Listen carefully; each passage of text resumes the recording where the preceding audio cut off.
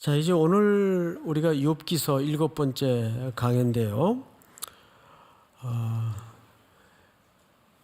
마지막 그 세 친구 중에 아직 등장하지 않았던 소발이라는 친구가 있어요.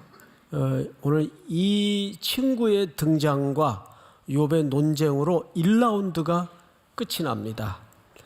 그런데 뒤에까지 쭉 읽어오신 분들이나 읽어보신 분들은 아시겠지만 2라운드, 3라운드가 남아있어요. 37장까지 매우 길게 질의하도록 이어지는데 여러분 어떤 토론회 방송을 보다 보면 한 얘기 또 하고 무슨 얘기인지 모르겠고 횡설수설하고 그런 프로를 보면 그 채널을 돌리거나 끄고 싶죠. 2라운드, 3라운드는 거의 그런 분위기예요.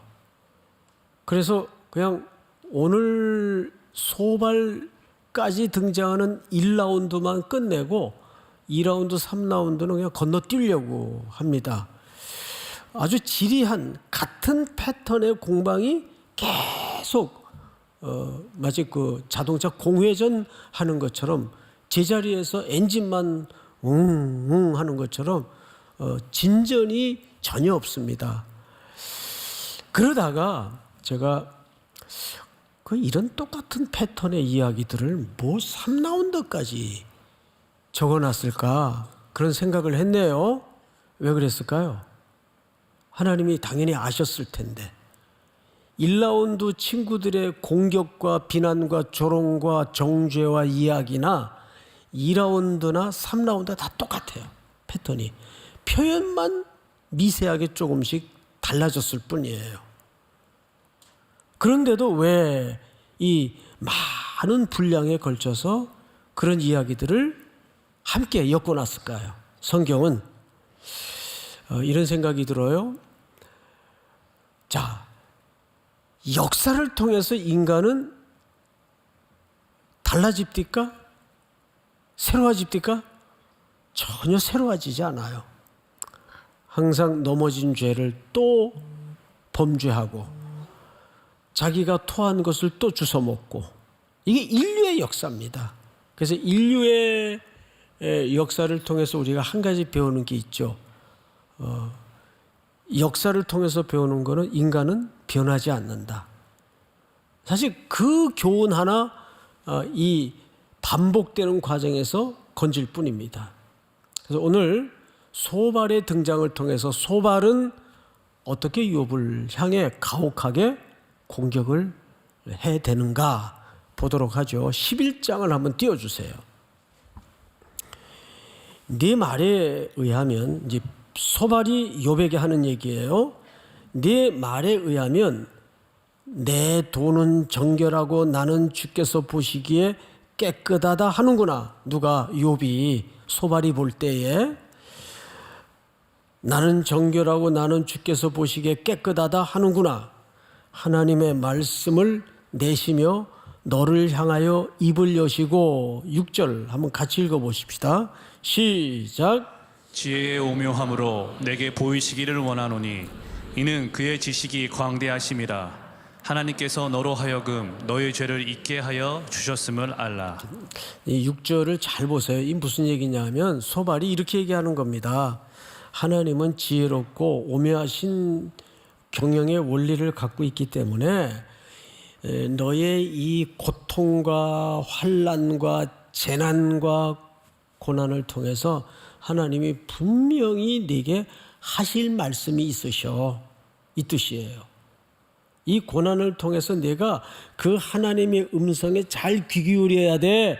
그 뜻이에요. 누가요? 소발이 그런 시각으로 해석을 하고 공격을 계속 하는 겁니다. 우리 다음 구절을 좀 볼까요? 7절로 건너뛰어서 네가 하나님의 오묘함을 어찌 능히 측량하며 전능자를 어찌 능히 완전히 알겠느냐? 하늘보다 높으시니 네가 무엇을 하겠으며 스월보다 깊으시니 네가 어찌 알겠느냐? 그의 크심은 땅보다 길고 바다보다 넓으니라. 무슨 얘기냐면 하나님은 그렇게 측량할 수 없는 분이기 때문에 네 고난 속에는 필히 하나님이 너에게 주시는 메시지가 있을 거야. 쉽게 얘기한단 말이에요. 우리 다음 구절을 좀 볼까요? 만일 네가 마음을 바로 정하고 지금이라도 회개하고 주를 향하여 손을 항복하면 들 때에 우리 14절 같이 읽어보십시다. 시작. 내 손에 죄악이 있거든 멀리 버리라. 불의가 내 장막에 있지 못하게 하라. 네. 그리하면 네가 반드시 흠없는 얼굴을 들게 되고 굳게 서서 두려움이 없으리니. 이런 얘기죠. 그러니까 엘리바스가 한 얘기나 앞서 빌닷이 한 얘기나 다를 바가 없어요. 지금이라도 내가 그 고난을 통해 하나님이 네게 하고 싶은 이야기에 귀 기울이고 네가 회개하고 하나님께 항복에 들어오면 하나님이 네게 다시 화평으로 평안으로 갚아주실 거다. 이렇게 얘기를 하는 거예요. 자, 이 얘기를 욥이 쭉 듣다가 이제 다시 다음 텀으로 넘어가십시다. 12장입니다. 욥이 대답합니다. 너희만 참으로 백성이로구나. 이거는 비아냥거리는 거예요. 이게 어감을 잘 들으셔야 돼요. 너희만 혼자 잘났구나 그 뜻이에요. 너희가 죽으면 이 세상의 지혜도 사라지겠구나. 이 세상의 지혜도 죽겠구나 그 뜻입니다. 우리 3절 다 같이 시작. 나도 너희같이 생각이 있어 너희만 못하지 아니하니 그 같은 일을 누가 알지 못하겠느냐. 4절 하나님께 불러 아뢰어 들으심을 입은 내가, 무슨 얘기냐면 나는 하나님이 늘 나랑 교제해 주셨었고 내가 이웃에게 그런 내가 이웃에게 웃음거리가 되었으니 의롭고 온전한 자가 조롱거리가 되었구나. 5절 다 같이 시작. 평안한 자의 마음은 재앙을 멸시하나 재앙이 실족하는 자를 기다리는구나. 이게 아주 재밌는 표현입니다. 5절이 너희가 건강하고 먹고 사는데 걱정이 없고 나 같은 재난이 없으니까 참 하기 좋은 말로 입 달린 사람마다 잘 떠드는구나. 너희도 나 같은 재난과 첫 울타리가 무너지고 두 번째 울타리가 무너지는 이 혹독한 재난을 닥치면 그런 소리 못할걸? 그러니까 너희가 지금 배가 부르니까 모든 게 잘 되고 있으니까 하기 쉬운 말로 그런 말을 하는구나. 그 얘기를 평안한 자의 마음은 재앙을 멸시하나 재앙이 실족하는 자를 기다리는구나. 자, 다음 텀 한번 볼까요? 이제 욥의 아주 미세하지만 변화의 조짐이 보이는데 이 변화를 잘 보세요. 욥의 시선이 조금 달라져요. 그러니까 어느 방향으로 달라지는가를 보셔야 됩니다. 나의 눈이 이것을 다 보았고 나의 귀가 이것을 듣고 깨달았느니라. 너희 아는 것을 나도 아나니 너희가 떠드는 거 나도 다 안다. 내가 너희만 못하지 않다. 그 말이에요. 3절 시작. 참으로 나는 전능자에게 말씀하려 하며 하나님과 변론하려 하노라. 이 3절이 아주 중요합니다. 이게 욥의 변화된 시선을 잘 설명해요. 이게 무슨 지금 욥이 결심을 하냐 하면 이제부터 나는 너희들하고 이 헛된 공방전을 이제 안 하겠다. 해봐야 엘리바스가 한 얘기나 빌닷이 한 얘기나 네 놈이 한 얘기나 소발 네가 한 얘기나 뭐 다를 게 뭐 있냐? 똑같다. 그 정도는 나도 안다. 그러면서 3절에 참으로 나는 전능자에게 말씀하려 하며 하나님과 변론하려 하노라. 내가 지금부터 죽든지 살든지 나 하나님께 직접 부딪혀 보겠다. 너희들 말이 옳으냐 내 말이 옳은가 한번 보자. 우리 다음 구절을 한번 띄워볼까요? 내가 어찌하여 내 살을 이로 물고 내 생명을 내 손에 두겠느냐. 이렇게 하는 게 내가 자업자득인 거 안다. 내가 하나님께 직접 한번 이 문제를 부딪혀 보겠다는 말이 내가 얼마나 어리석은 행동인지 나도 안다. 내 살을 내가 무는 격인 줄 나도 안다 그 말이에요. 그가 나를 죽이시리니 내가 희망이 없노라. 그러나 그의 앞에서 내 행위를 아뢰리라. 그러니까 죽어도 이제는 너희들하고 헛된 공방전 이제 무의미하다. 나 안 하겠다. 사람하고 대화하는 거 이 고난의 문제 앞에서는 전혀 도움이 안 된다.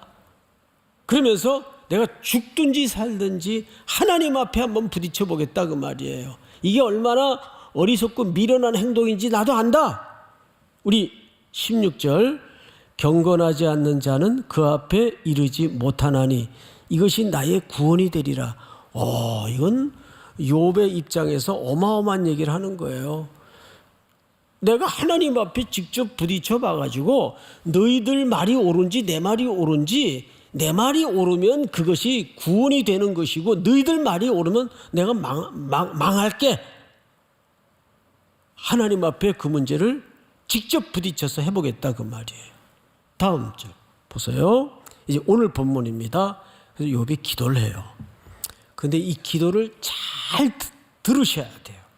욥이 이 두 가지 기도를 하는데 첫 번째가 뭐냐 하면 오직 내게 이 두 가지 일을 행하지 마옵소서. 그리하시면 내가 주의 얼굴을 피하여 숨지 아니하오리니. 우리 21절 다 같이 시작. 곧 주의 손을 내게 대지 마시오며 주의 이름으로 나를 두렵게 하지 마실 것이니이다. 자, 끊고 갑시다. 여러분 21절을 잘 보시면 욥이 첫 번째 기도가 뭐죠? 두려움이 있어요. 우리는 오늘 이 욥의 두려움의 실체에 대해서 정확하게 이해를 갖지 않으면 십자가의 의미도 욥기도 다 우리가 허들른 겁니다. 그만큼 욥의 가슴 밑바닥에 들키고 싶지 않은 이 두려움이 굉장히 중요한 오늘 주제가 됩니다. 욥의 두려움. 첫째, 욥의 기도를 들어보니까 곧 주의 손을 내게 대지 마시오며 주의 위엄으로 나를 두렵게 하지 마실 것이니이다. 근데 욥이 사실은 우리가 훌쩍훌쩍 건너뛰어서 그렇지 앞에도 몇 차례에 걸쳐서 이 두려움을 표현해요. 6장을 한번 띄워볼까요? 자, 시작. 전능자의 화살이 내게 박힘에 나의 영에 그 독을 마셨나니 하나님의 두려움이 나를 엄습하여 치는구나. 여기서도 하나님의 두려움이 나를 엄습하는구나. 7장을 한번 볼까요? 주께서 꿈으로 나를 놀라게 하시고 환상으로 나를 어떻게 하시나이다. 두렵게 하시나이다. 계속 두려움을 얘기해요. 그리고 마지막 9장 한번 더 볼까요? 시작. 주께서 그의 막대기를 내게서 떠나게 하시고 그의 위엄이 나를 두렵게 하지 아니하시기를 원하노라. 자, 여기서도 두려움을 얘기해요. 그리고 오늘 기도하는데 첫 번째 기도 제목이 뭐냐 하면 나를 두려움에서 건져달라는 거예요. 자, 21절을 띄워보세요. 13장 21절. 곧 주의 손을 내게 대지 마시오며 주의 위엄으로 나를 두렵게 하지 마실 것이니이다. 여기서 조금 멈추고 제가 우리 젊은이들에게 성도들에게 한번 묻겠어요. 지금 여러분들의 저 밑바닥에 뿌리를 흔들고 붙잡고 나를 시시때때로 세차게 흔들어버리는 그 두려움의 실체는 어떤 겁니까? 앞으로 내 인생은 어디로 흘러갈 것인가? 내 미래는 어떻게 될 것인가? 나는 옳은 일터를 만날 것인가? 이런 두려움이 있어요. 또 욥으로 말하자면 욥의 두려움은 뭘까요? 모든 재산 다 날아갔으니까 내 노후는 어떻게 되는 거지? 그런 두려움일까요? 몸마저 망가졌어요? 내가 이러다 내 명에 못 사는 거 아닌가? 그런 목숨에 대한 두려움일까요? 그런데 성경의 주제가 아니더라도 우리 보편적인 인간 속에, 심령 속에 옹골차게 숨겨져 있는 그 두려움의 실체는 사실 자기의 정체성이에요. 나는 무엇 때문에 두려워하는가? 무엇에 두려워하는가? 그거를 답을 미루어 놓고 한번 가만히 살펴보세요. 무엇 때문에 나는 시시때때로 흔들리는가? 무엇이 나를 이렇게 겁박하고 두려움으로 몰아넣는가? 그걸 한번 헤아려 보라고요. 그것이 우리 얼굴이에요. 우리 인생의 가장 중요한 아젠다일 수도 있어요. 자, 그런데 욥이 여기서 그 두려움에서 건져달라는 그 두려움은 뭘까요? 여러분, 하나님께로부터의 끊어짐입니다. 시편 88편을 한번 띄워주실까요? 오늘 성경 구절이 좀 많은데 중요하니까 제가 좀 읽겠습니다. 여호와여, 어찌하여 나의 영혼을 버리시며 어찌하여 주의 얼굴을 내게서 숨기시나이까? 여기 어찌하여 나의 영혼을 버리시며 어찌하여 주의 얼굴을 내게 숨기시나이까? 내가 어릴 적부터 고난을 당하여 죽게 되었사오며 주께서 두렵게 하실 때에 당황하였나이다. 우리 16절 같이 읽습니다. 시작. 주의 진노가 내게 넘치고 주의 두려움이 나를 끌었나이다. 네, 자기가 주님께로부터 끊겨졌대요. 끊겨졌대요. 근데 이 시편을 읽다 보니까 어디서 많이 보던 이미지예요. 이 이미지를 우리가 어디서 만나죠? 훗날 십자가에 절규하시는 예수님 속에서 이 모습을 만나요. 자, 예수님이 십자가에서 나의 하나님이여 나의 하나님이여 어찌하여 나를 어떻게 하시라니까? 아버지께 버림받는 현장이었어요. 그리고 절규하시는 아드님의 그 절규를 외면하시고 등을 돌리십니다.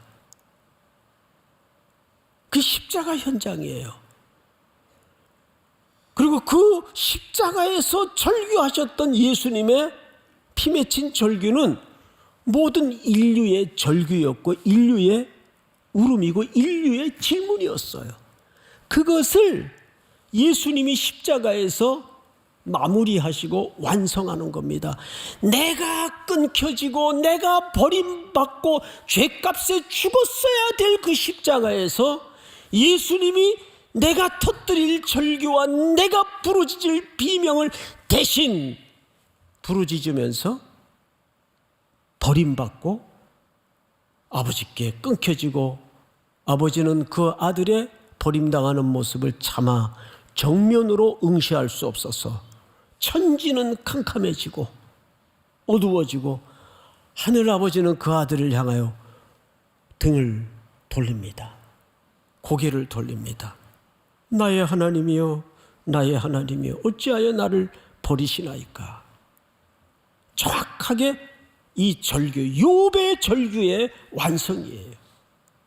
욥이 가장 두려웠던 것은 뭐냐면 노후 문제도 아니었고 건강의 문제도 아니었고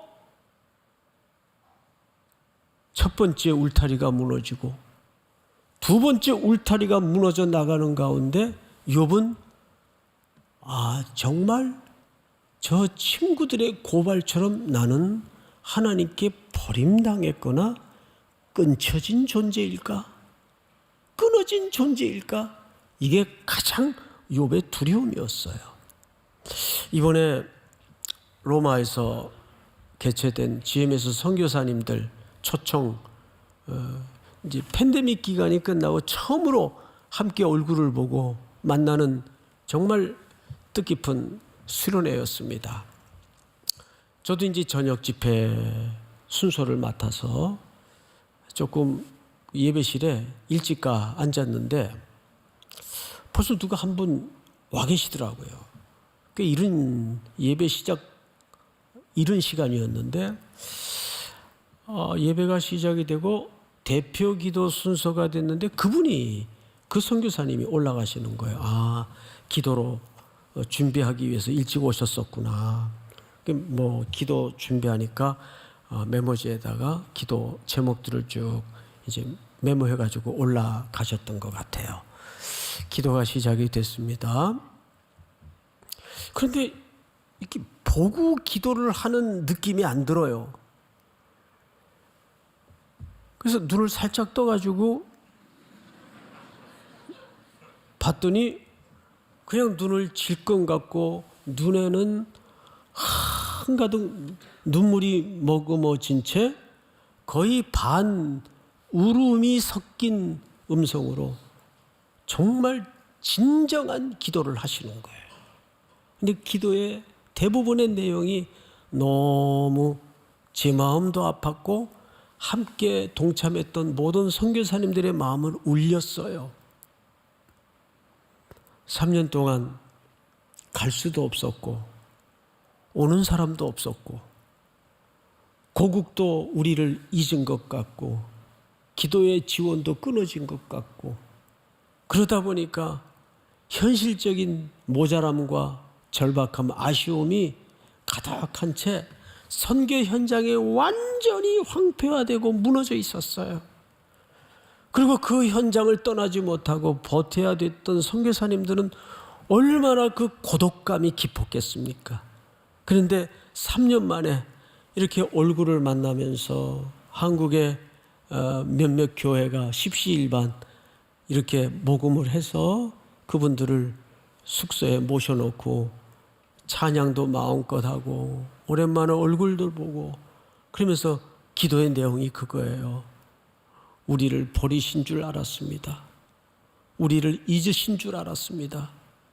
조국의 교회가. 근데 더 가슴 아팠던 기도의 그 문구는 하나님마저도 우리를 외면하신 줄 알았습니다.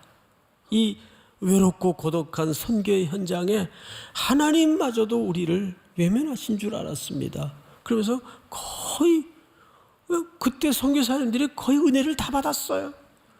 설교 절반을 하고 내려가시더라고요. 저는 거저 먹었어요. 거기다 대고 그 은혜를 못 끼치면 그건 죽어야지. 물론 은혜는 하나님이 주시는 거지만 은혜는 하나님이 주시는 거죠. 제가 참 마음이 아프게 은혜를 받았어요. 아, 정말 그랬겠구나.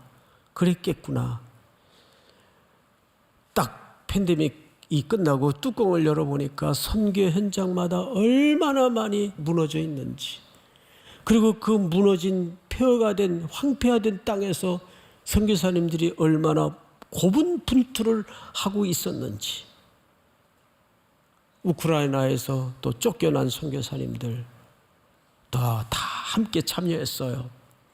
사람이 소외, 단절 이것만큼 영혼의 통증이 없거든요. 우리도 그런 경험을 살면서 뜨문뜨문 하지 않습니까? 외면당하고 버림당하고 소외되고 잊혀지고 할 때 그 오는 영혼의 통증을 우리는 알잖아요.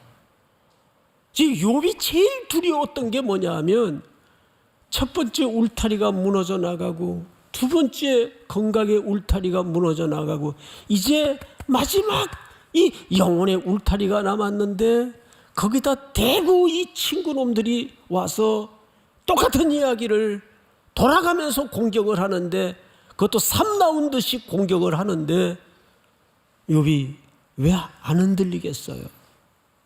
그러면서 욥이 첫 번째 간구를 하면서 하나님께 드렸던 기도의 제목이 뭐냐 하면 그 두려움에서, 근데 그 두려움의 실체가 뭔가 끊겨지고 단절되는 두려움이에요. 그 욥의 절규 속에서 수천 년 후 하나님의 아들 예수 그리스도 그분이 이 땅에 보냄을 받아서 그 모든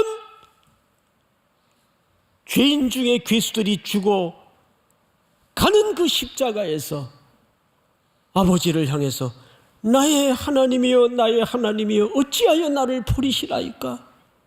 그리고 외면 당하신 예수님의 절규 속에 우리의 구원이 있다는 거예요. 그러니까 이 욥의 두려움을 알지 못하면 우리는 십자가 아직 경험하지 못한 사람들이 돼버리고 마는 겁니다.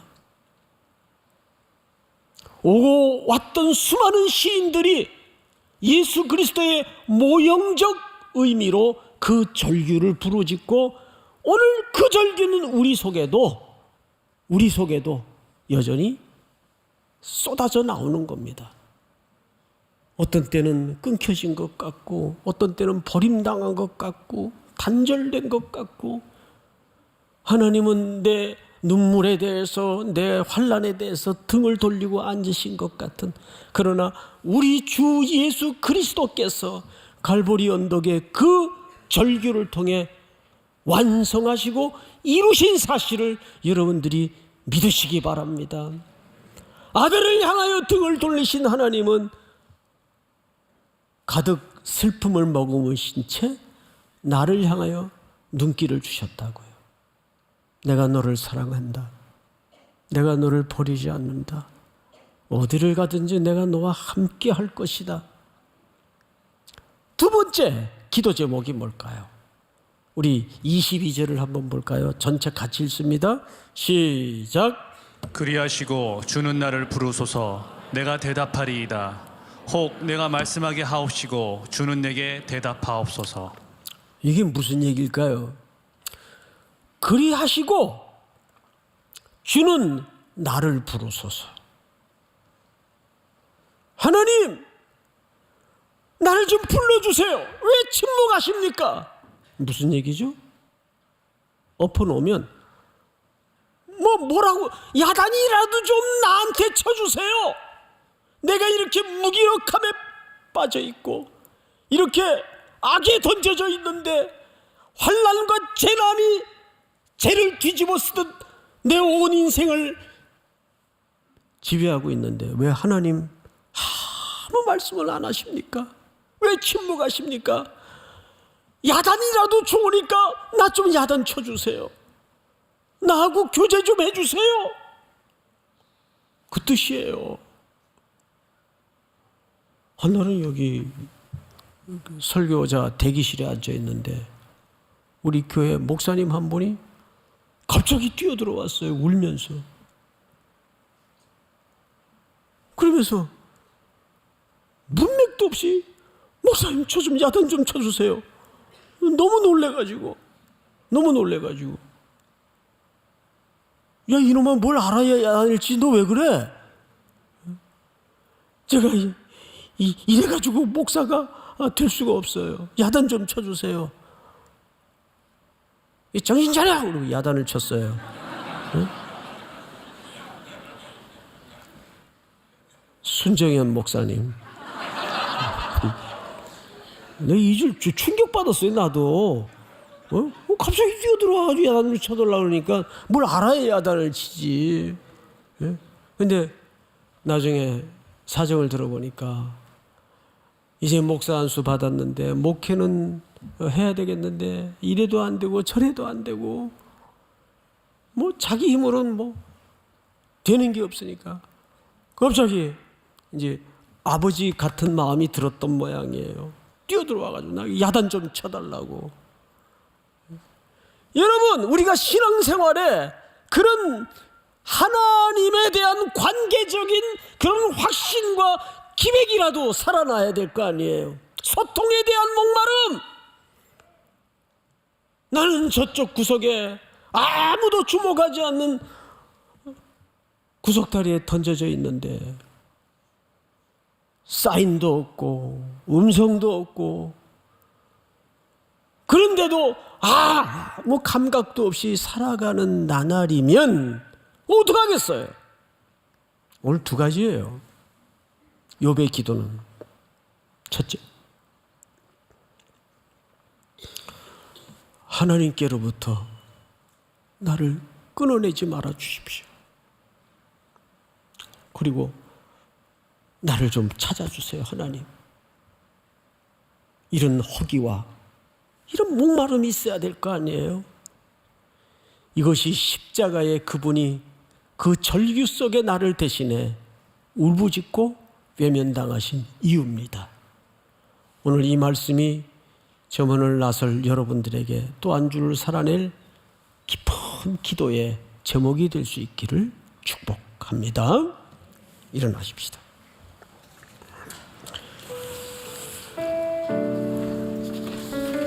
모든 능력과 모든 권세,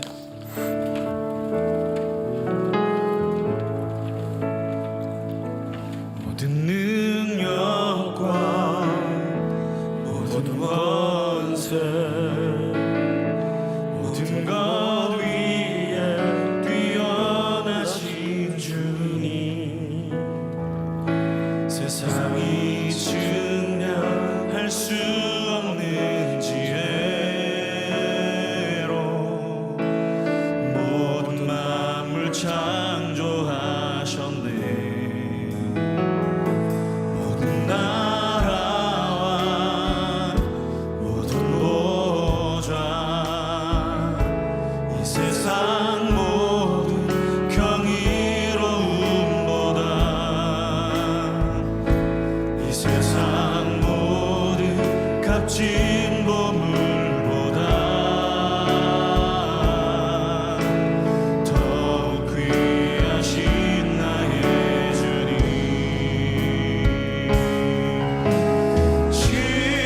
십자가 고통당하사 버림받고 외면당하셨네. 짓밟힌 장미꽃처럼 나를 위해 죽으셨네. 두 손을 높이 들고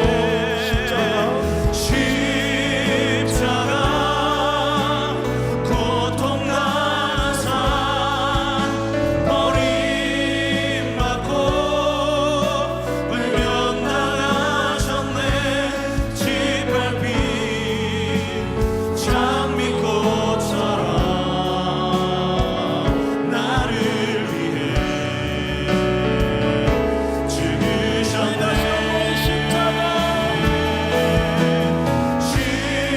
십자가 고통당하사 버림받고 외면당하셨네. 짓밟힌 장미꽃처럼 나를 위해 죽으셨네. 나의 주. 지금은 우리 구주 예수 그리스도의 은혜와 하나님 우리 아버지의 높고 깊은 사랑하심과 성령님의 교통, 위로, 인도하시는 역사가 오늘 머리 숙여 점원을 나서며 다시 한번 욥의 두려움 속에 내 두려움이 있으며 욥의 절규 속에 나의 절규를 기억하시고 십자가에서 해결해 주신 그 주님의 사랑 앞에 항복하기를 원하여 출발하는 모든 우리 청년들, 성도들, 해외, 국내 출타해 있는 가족들, 복중의 생명까지 영원토록 함께 있을지어다. 아멘.